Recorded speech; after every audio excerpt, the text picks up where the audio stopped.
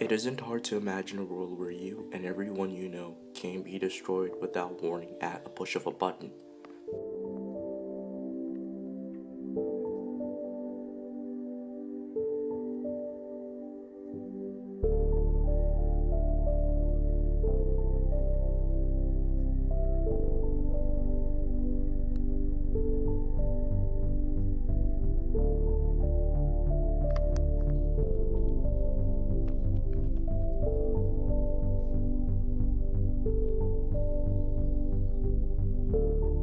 This was an actuality for many people during a period of 13 days known as the Cuban Missile Crisis, where the world came closest to nuclear devastation.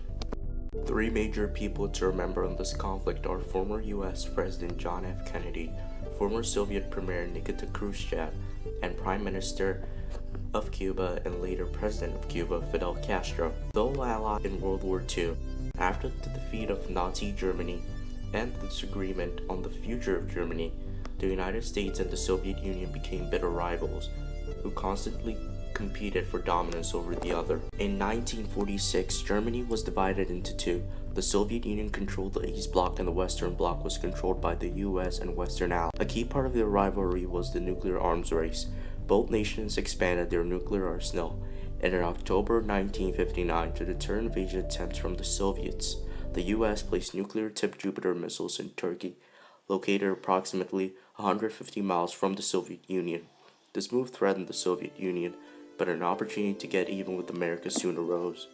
In 1959, the Cuban state was liberated by Fidel Castro and a group of Cuban rebels from the corrupt dictator Fulgencio Batista. However, Fidel Castro turned out to be a communist, making his takeover change Cuba into a communist state. This change was welcomed by the Soviet Union, whom themselves are based on communism. The United States is really the only guardian gate against communist advance. Responsibility is heavy on us. America was and still is a very anti-communist country, so automatically they weren't pleased with the fact that a communist state was right at their borders.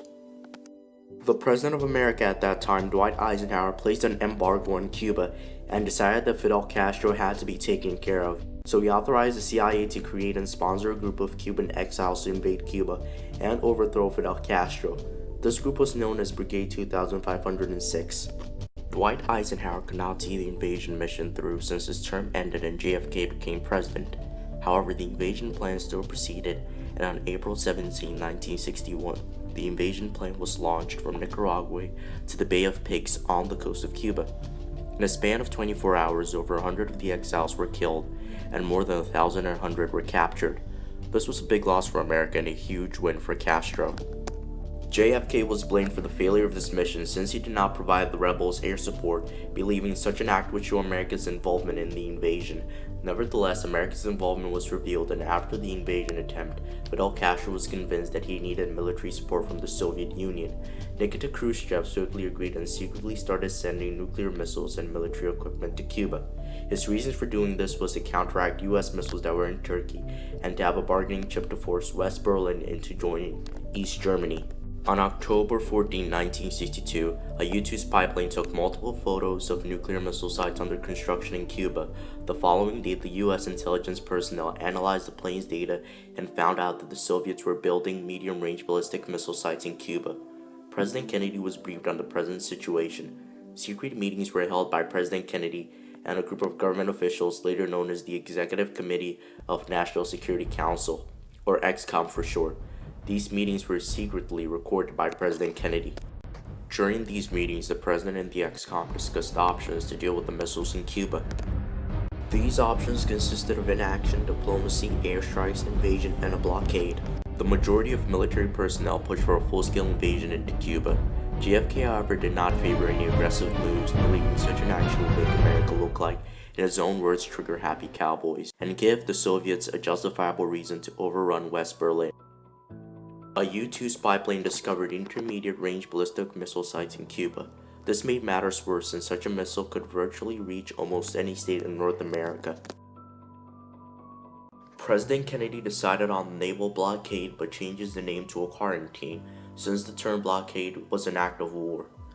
On the following day, the U.S. military alert is placed on DEFCON 3, and the U.S. Navy was authorized to place a blockade on Cuba, and that same afternoon, Kennedy publicly announced the situation with Cuba and his plans for the blockade. Directed that the following initial steps be taken immediately.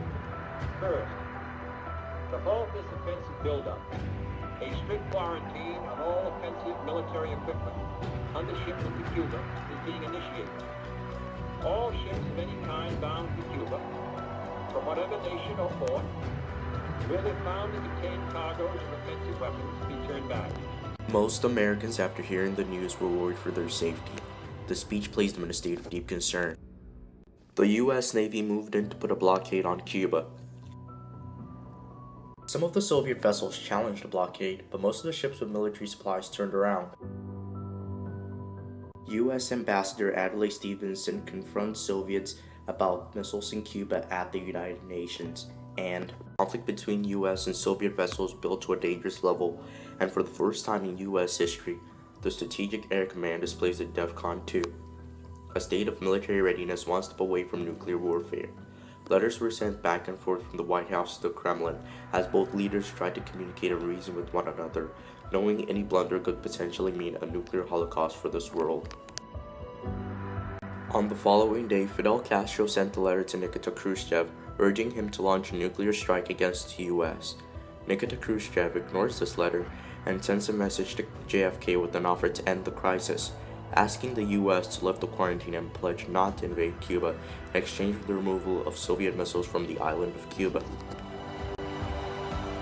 The 12th day of the Cuban Missile Crisis dawned with the U.S. and the Soviet Union on the brink of nuclear confrontation.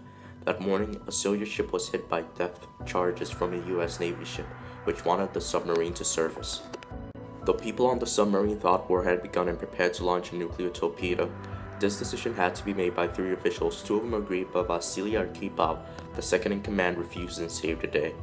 The plane of Major Rudolph Anderson Jr. was shot down out of the Cuban sky by a Soviet missile.